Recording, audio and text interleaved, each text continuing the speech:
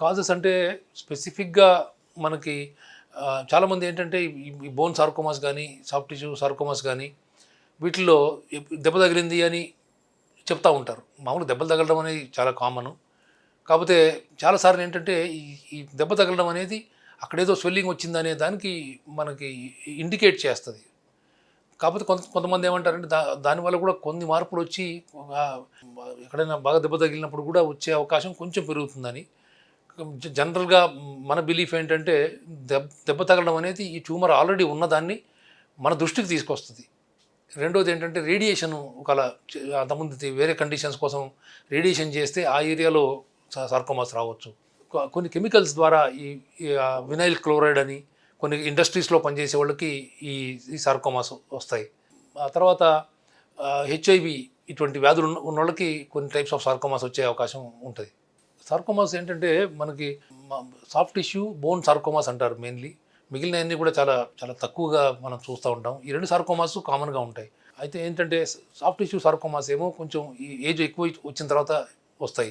Bone sarcomas మామూలుగా చిన్నపిల్లలలో అంటే 20 years less than 10 years కూడా కొంతమందికి సార్కోమాస్ వస్తాయి. ఇందులో సాఫ్ట్ టిష్యూ సార్కోమా ఏంటంటే ఒక స్వెల్లింగ్ లాగా కణితిలాగా వస్తుంది, వచ్చి పెరుగుతూ పోతుంది. అంతేగాని నొప్పి ఉండడం కానీ జ్వరం రావడం కానీ జరగదు.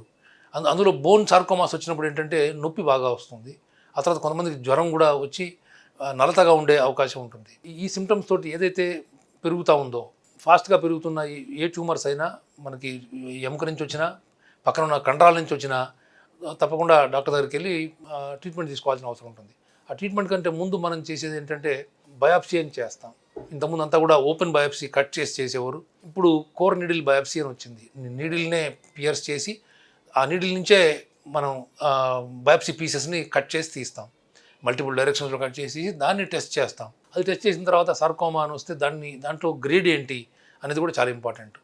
ఎందుకంటే ఈ సార్కోమా సైజుని బట్టి గ్రేడ్ని బట్టి స్టేజ్ డిసైడ్ చేస్తాం. డిసైడ్ చేసిన తర్వాత ఆ లోకల్ పార్ట్కి ఎంఆర్ఐ చేసి ఫర్దర్ స్ప్రెడ్ ఏమన్నా ఉందా అనే విషయంలో చెస్ట్కి సిటీ స్కాన్ చేసి స్ప్రెడ్ ఎక్కడ లేకపోతే కనుక దానికి ముందు రేడియేషన్ ఇచ్చి కానీ ఒక్కోసారి ఆపరేషన్ వీలుపడకపోతే కీమోథెరపీ ఇచ్చి కానీ ఆ తర్వాత ఆపరేషన్ చేస్తాం.